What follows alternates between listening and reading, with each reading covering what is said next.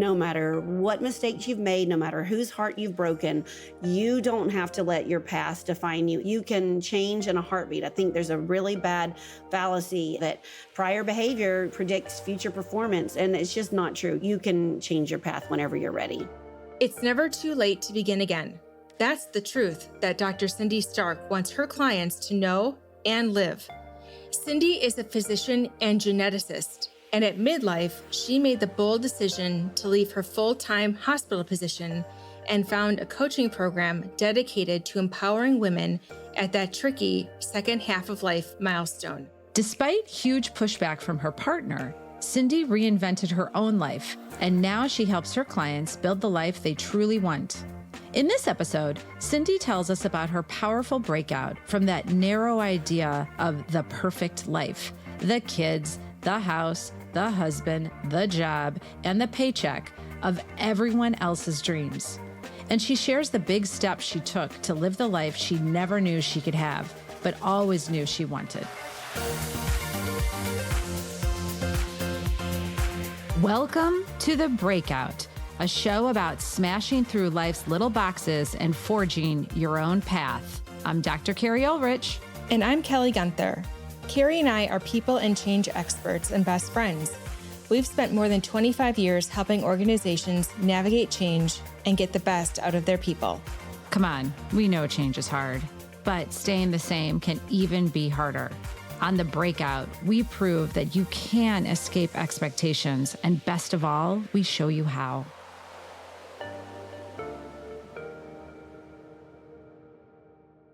All right. I'm so excited you're here. So why don't you tell us what you're breaking out of and what you help others break out of? I've been a full-time physician for 30 years. And over the past, 4 years since the pandemic, I think it really uncovered a lot of truth in a lot of us. And back then I was a married woman. I had 2 kids in high school. And what I kind of have come out of this whole 4-year kind of almost transformation, almost like going through the caterpillar phase where you're, almost digest all your insides and then you finally come back out and everything's intact where it's supposed to be, is I went through a divorce and retiring from full-time medicine and practicing in a way that much more satisfied my heart and soul and brain and body. And then I also became an empty nester, and both my children went off to college. And so we're just all kind of in a phase of rebirth over here. And what I have kind of come out of is what I would say very succinctly is societal expectations of what it means to be a wife and a mother and what it means to be a physician. And what I want to empower people to do is that they can break out of societal programming and expectations and make their life their own, no matter what age they are, even if they're 54. So that's kind of it in a nutshell. I love it. I love breaking the societal expectations. Why don't you paint a picture of what life was like before 2020, before the past 4 years and the caterpillar transformation? Yeah, well, I was in a very unhappy marriage, very loveless type of a marriage. We had just kind of been staying together for the kids. I was a very busy mom of teenagers and, just kind of doing all the things. I called myself a drama mama because my son was in musical theater and then my daughter was in varsity tennis and a musician. And so I was just doing all the things and wearing all the hats, and I was a full-time physician. And back in 2020, the clinic I worked for had kind of moved me around, not 1, not 2, but 3 times. And I just kept doing what was right for everybody else, over and over again. And I had gone from this amazing job where I was at one of 25 to a team of 1, working 24-hour shifts.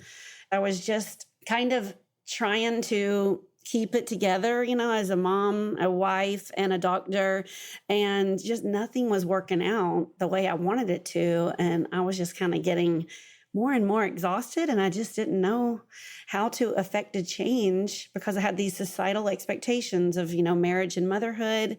And then I'm a shareholder physician with these beautiful golden handcuffs. And I was just finding myself my life was absolutely not what I wanted it to be. And I said to myself, I am so smart and so confident and so courageous.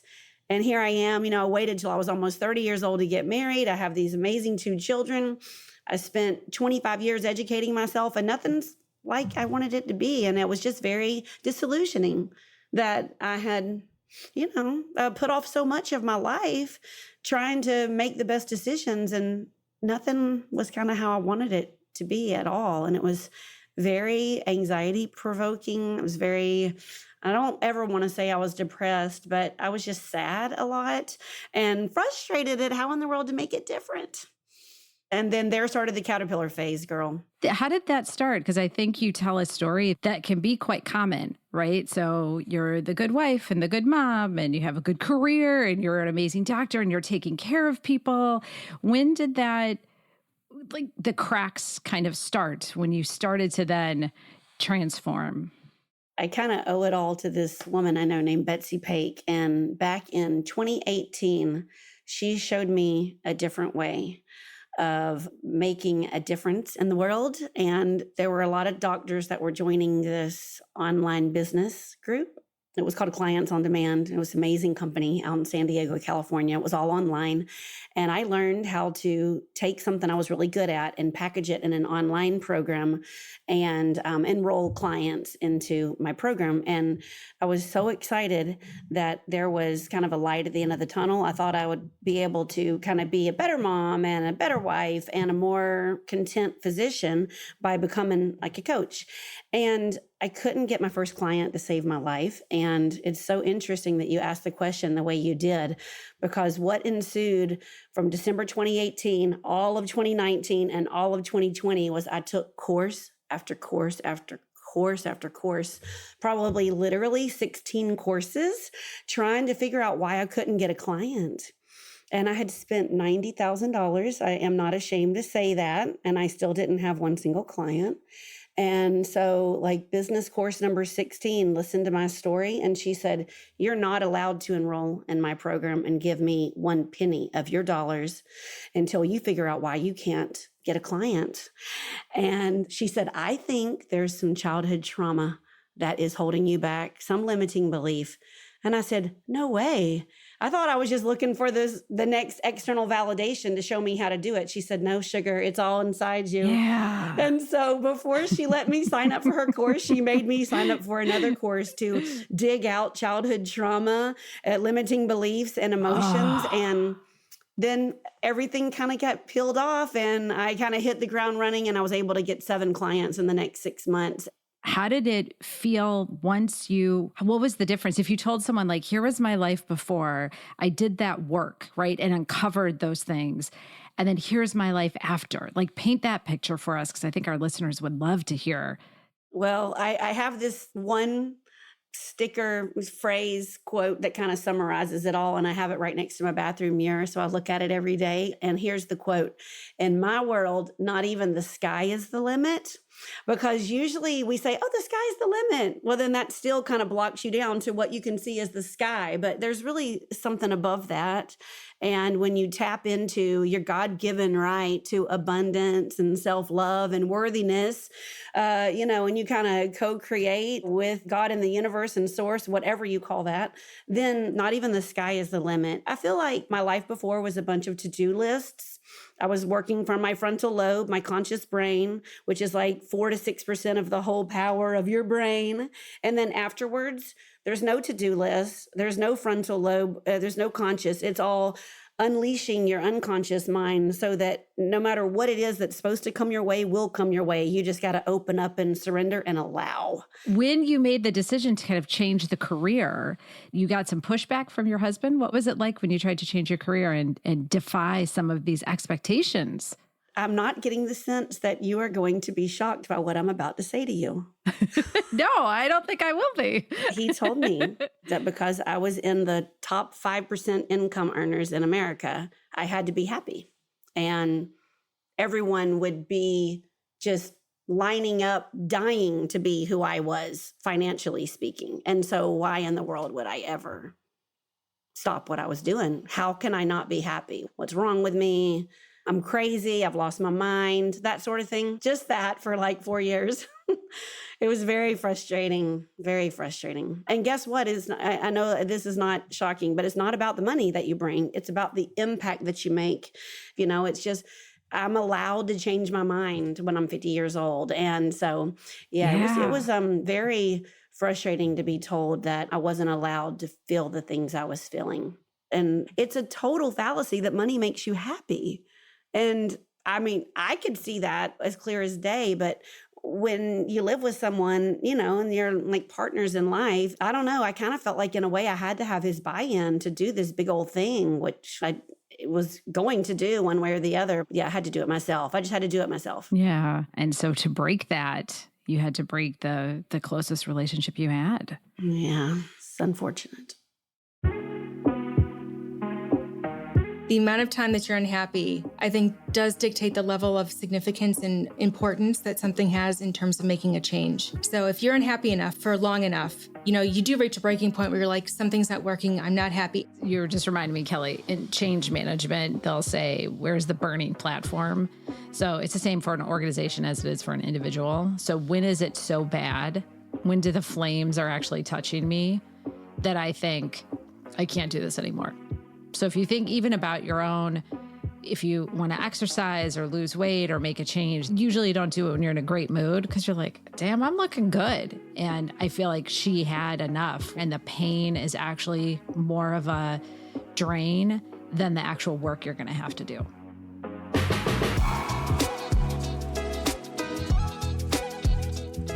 You coach now, and tell us why you focus on the second half of life specifically. It's so funny because I never think of that as a niche because it seems so inclusive. So you don't really have to be in the second half, but I just feel like I have a soft place in my heart for them because that's who I was. And I just feel like they have had more crap jammed down their throat and in their ears of what they're expected to do. And like life is over after your kids have gone out of the nest, so to speak. And I think I've just seen a lot of women too, whether they're my patients or my mom or my sister's mother-in-law, where as soon as they kind of end it with a romantic relationship, and their kids are gone, the only thing they have left to do is just find another romantic relationship. And I just think there's so much more to do in life than just pair up. What that made me feel like, I said, I've just got to keep empowering women in this age group because I just think we just always feel like we have to do something with a friend or a spouse or a child or a mother or father. And we don't. Yeah. We're badasses. Yeah, I love that. I think you come from such a good, authentic place too, right? What is the approach, Cindy, that you take? So I got certified with the tools. I went through this woman's program and she called it childhood trauma release. It was a series of meditations and you go through every person, place, or thing in your life that kind of made you who you are, specifically up until the age of 7. But then you do all the psychological development stages. So 0 to 7, people that were influential on you, 7 to 14, 14 to 21, and then 21 to present. And you kind of pull them up through this really deep meditation with the power of God, source, universe, again, whatever you call that higher power. And you bring your inner children up in this meditative state, and they speak to the perpetrator. Let's call it the perpetrator, the influence. And then it's just this beautiful 5-step process of inner child empty out, okay? And then you drop down through the heart of the influence. I don't really want to call it the perpetrator because one of them is, my mom and my dad and Emory Medical School. Those aren't perpetrators. They were very influential, but there's some things I needed to drop down through their heart. So you drop down through their heart and see them as the whole people, places, and things that they are. And then you do a inner child resourcing where you give that version of yourself everything they need. And then you cut the cords and you kind of come back out whole again and do a very specific journaling prompt, like 8 questions. And I would always do it at 5 in the morning because I wanted to get it completed before anybody woke up. And some days I would literally still be journaling 5 hours later. I don't think most people do that. I just had a lot to say. I wanted to get it all out. I wanted to get past whatever it was that was blocking me and get on to my preferred future. And so that's the tool in a nutshell, is this 5-step process that's a trauma release method. We'll get back to the interview after this quick break. The Breakout comes to you from Abrachi Group. We offer coaching and consulting to help you dig into change. Here's what we know. Only about 10% of us are really self-aware. Without self-awareness, improvement is tough, because if you don't know what box you're in, you can't break out of it. That's where we come in. We've got a soft spot for people itching to forge a fresh path, the high flyers who need to be nudged out of career ruts, teams who are looking to become more aligned, and yes, even those bold souls who've occasionally worn the jerk badge. Connect with us at abrachigroup.com.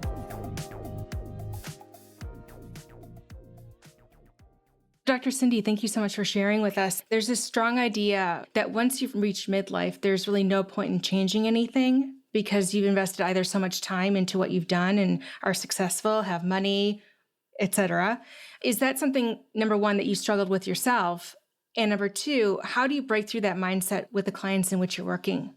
I definitely struggled with that because there were some specific things that had happened specifically in my marriage that like it was a guarantee, like the writing was on the wall. This was going nowhere. It was not a loving relationship anymore. It was just like roommates. It was not supportive. And so many people, I remember 7 people exactly, from lawyers and therapists to moms and dads, they were telling me, just leave. You've got the rest of your life ahead of you. Why are you staying in this relationship? And I said, I've invested too much time and we have 2 kids together and I made those vows and I'm not leaving. I am not going to start over with someone else. And I never knew I was going to kind of come to this place where I realized that you don't have to be with anybody. You can be with yourself, date yourself first. I'm a pretty amazing person. I actually love dating myself. I was totally in that mindset. But then in medicine, I had been with this company for 17 years and I was a shareholder. And now you're into profit sharing and you're in the maximum of the 401k and everything is vested. And to just like say, I'm good. I've done that. I've done that for 17 years. I'm leaving now and I'm willing to say goodbye to all that. It took a lot of courage. And I know you asked me, how do I get my clients to do it? But I want to tell you how I did it specifically first, is I realized, and I thought this was pretty smart of myself. I'm pretty proud of myself for doing this. But I replaced the CEO of my company and then my husband with this really great team of 3 financial planners and CPAs. Turns out when you're not their employee and you're not their wife, they give you unbiased, incredible advice. They just tell me what's good for me and they listen to me and they see what my goals are and they don't judge it and they don't tell me why it's wrong. They talk to me like a normal human being and that was just amazing. And so what I try to tell people, my clients, is to get to this observer role where you're not so emotionally invested, Kelly, and you're able to kind of see things for what they are. And then like all kinds of enlightenment comes through. I don't know. I feel like these relationships we get ourselves in with our boss and spouses and things, they're just so fraught with things it's not supposed to be fraught with. And so, yeah, there are people out there for you. You just got to get to the observer role so you can make better decisions for yourself. I love that, being in an observer role where you're able to kind of step back a little bit. And thank you for being so vulnerable too and sharing that. I know it's sometimes hard to be so revealing, but I think that that makes you an even better coach because you can identify truly with what someone is going through and where they're at. And I know that that would be worth its weight in gold to me if I was a client of yours because you've actually done it, you've lived it, you felt it. Did you have fears about making the leap? And if so, what were the fears that you faced? This is so ridiculous that I'm about to say this, but it was the most real fear that I was going to be homeless and have no insurance. That is what I thought. Like I thought when I lost a job, sorry if I get a little teary, but I just, you're asking a really good question. And it's reminding me of something I just realized that I had forgotten. But, I thought that when you lost this insurance and this 401k contribution, that you were going to suddenly, like this big poof cloud was going to come upon you and you were going to be destitute, homeless, and die in a hospital with nobody taking care of your needs because you're not, worth taking care of. And why I thought that, literally, I say it now, and it really sounds crazy that I thought that way, but I really did. I thought that. And, these financial planners made me realize there are insurance policies that are available for self-employed people. Who knew? I had no idea. And everything's fine. I'm not homeless. It's crazy that this is what it took to make me realize I could afford to be on my own without being partnered to a full-time job and a spouse. So I'm so happy. None of my fears came true. It's actually been better than I ever thought it could be. And now I just realize everything you're afraid of, fear is the same as excitement without the hormone of cortisol and norepinephrine. And if you can just push through that fear, something really exciting is right on the other corner. And it's just been so cool to see that over and over again.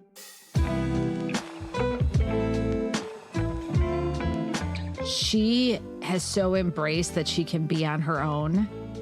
And, she, of course, had me when she said, I'm defying societal expectations.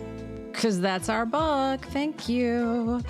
And for her to say, I date myself, I'm on my own, I'm really shedding all these expectations. She had me at that first sentence. It was when she was most vulnerable that I felt that she had the biggest transformation. Yes. So when sometimes you're at that lowest spot, it's when the biggest ideas come to you. And so her dedication, resilience, 4 years making this change, I could see myself even maybe thinking, what the hell am I doing? But she persevered and she recognized that she could do it. It's just she needed to put the right people in place, and she needed to get herself in a position to be accepting of the change and everything that came with it.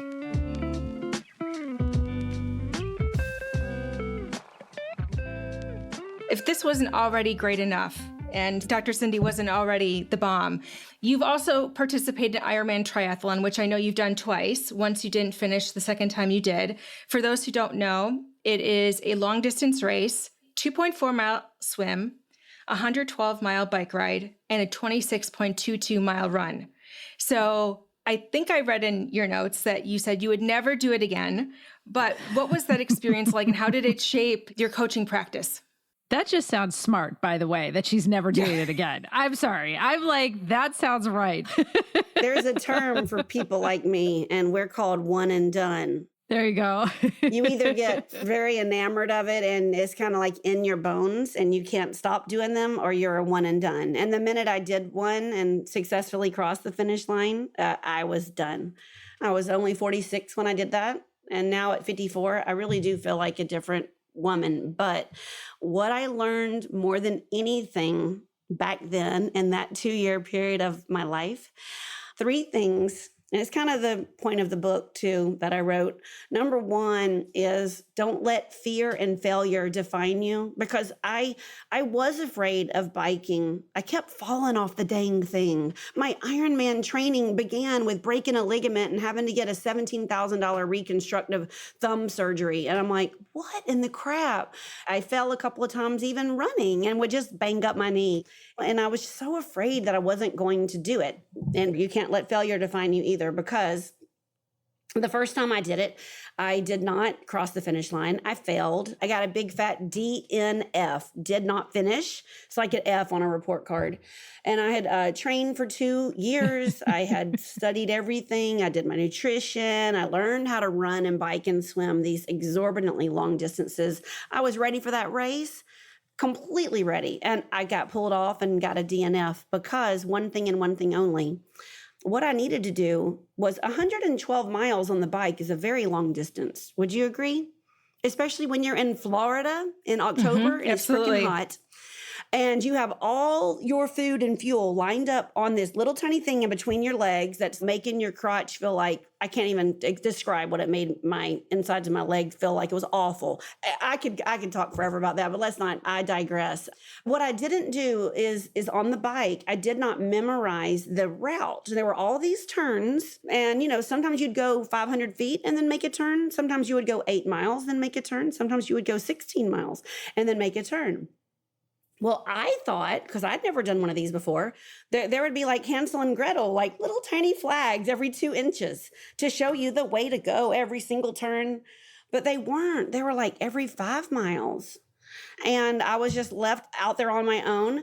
And because I was slower compared to most, nobody was around me. Everybody was gone. There were no flags. And I started doubting myself. That's why I got pulled off the race. because I was 10 minutes too slow, literally 10 minutes too slow, but I wasn't where I needed to be. And they have very strict cutoffs. So that's why I got pulled off the race. So don't let failure define you. Sit there and analytically, like critical analysis, look at where you went wrong. Don't make the wrong assumptions. And if that goal is important enough to you, let's figure out what that little piece is that you really did mess up on and just fix that. Mine was just learning the route. I decided to do another one because I wasn't going to let that DNF define me and my 2-year journey. I mean, I was like a total badass. I wanted to get the medal. I wanted to say I was an Ironman. And so I signed up for another one 8 weeks later and repeated the whole last 8 weeks of my training. And I drew out with my hand a little tiny map, and I stuck it in a Ziploc bag. And, you kind of like put your hands on the handlebars like this, and I taped it right between my hands, so I could see it the whole time.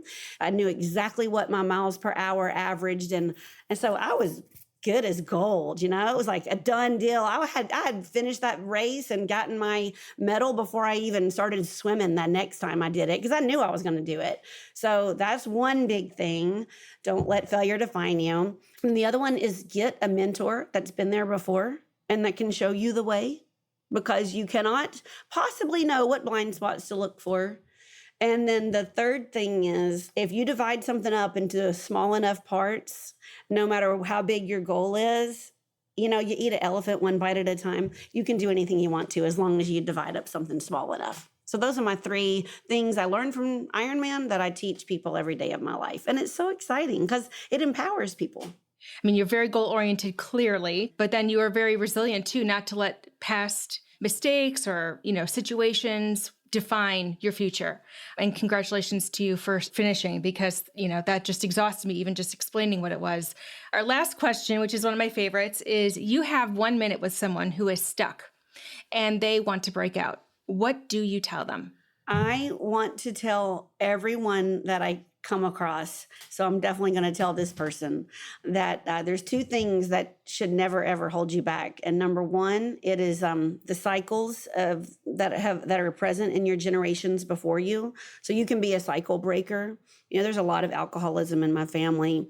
Everybody's a blue collar worker. Not that there's anything wrong with that. They're salt of the earth people. But I didn't want to do that. I didn't want to drink alcohol, and I didn't want to, be a blue collar worker. So I didn't have to let that define me. So whatever kind of family you come from does not mean that's what you have to do in your life. And number 2, whatever you yourself have done, no matter how bad you've screwed up, no matter what mistakes you've made, no matter whose heart you've broken, you don't have to let your past define you either in your own personal life. You can change in a heartbeat. I think there's a really bad fallacy that prior behavior predicts future performance, and it's just not true. You can change your path whenever you're ready.